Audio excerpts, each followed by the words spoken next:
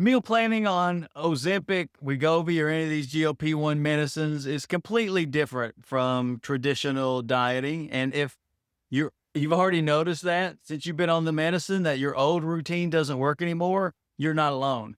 When your hunger is unpredictable, your portions are tiny, and some days you can barely finish half a meal, planning ahead can feel impossible. But after working with GLP-1 clients for over a year, helping some of them lose 30, 60, even 100 pounds, I've learned what 5 specific meal planning strategies that can make the biggest impact for my clients. And I'm sharing them with you today. It's going to make things easier. It's going to make things calmer and much more successful for you. So let's dive into these 5 strategies. Actually work when your appetite is completely changed.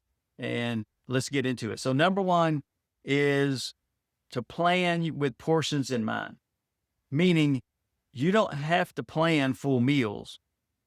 Plan what I might call mini meals. Most GLP-1 users need small, nutrients dense portions to feel satisfied. So instead of planning these big, elaborate dinners and lunches, think in terms of small 3 to 5 bite meals, a little protein, a little veggie, and something that makes you feel comforting, something like maybe a potato or something.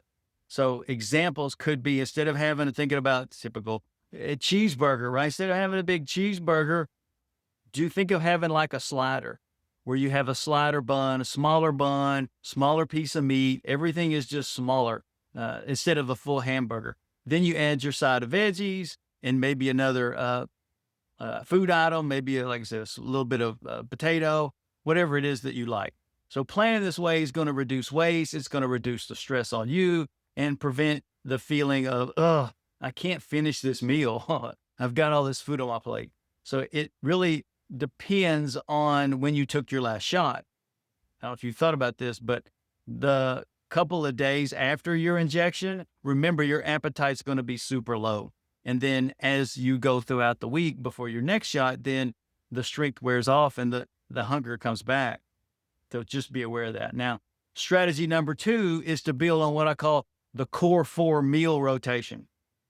These are 4 simple meals that you can tolerate well and you can eat on repeat without getting sick of them. Most GLP-1 users don't need just a huge variety of choices. What you need is reliability, something you can eat and you know your body's going to tolerate it and you're going to feel well on it. Maybe that rotation could be like a yogurt bowl for breakfast, a turkey wrap for lunch. Again, I'm just making these up, but a protein bowl for dinner and smoothie or some kind of protein snack when you're low on energy.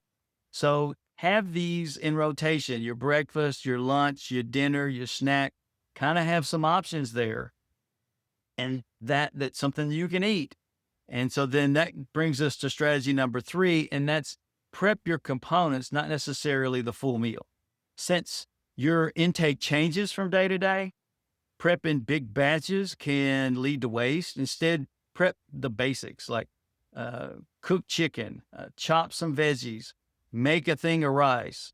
It doesn't have to be big. Boil some eggs.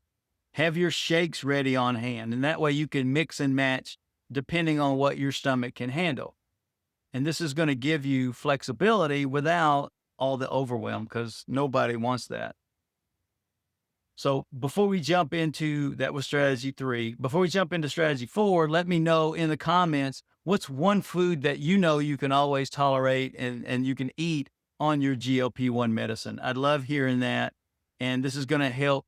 What works for you could work for other people too. So those suggestions were great. So pop them in the comments below. All right. Strategy number 4 is, and you've heard this one before, prioritize protein first, in all your planning. Now, this doesn't mean eating giant portions of protein. It means that every meal needs to start with a protein source, even if it's just a few bites, whether it's eggs or yogurt or chicken, or if you're a vegan vegetarian, it could be tofu. Maybe it's cottage cheese or a shake. Planning protein first is going to keep your energy stable. It's going to support your metabolism and protect that muscle during times when you're losing the weight. And then finally, number 5 is to plan for these low appetite days as well as normal appetite days and do that separately. On low appetite days, think softer foods, more liquids, these mini meals, as I suggested earlier, these are going to work best. And on like normal appetite days, you can handle more traditional meals. When you plan for these, I think you should plan for both days. Plan when you have low appetite, and then when it's normal, and that can prevent some frustration of you not having to force yourself into foods and the amount of food that you're just not able to eat. And you've got to figure out, um, plan this meal to match how your body is feeling and where you are with your shot as far as just had the injection or closer to the end where you can eat more food. So the key to GLP-1 meal planning is flexibility as well as simplicity and just repetition. It's not about perfection. If you shift from traditional diet style planning to GLP-1 friendly planning, everything just becomes easier and your digestion improves and the meals stop feeling so stressful.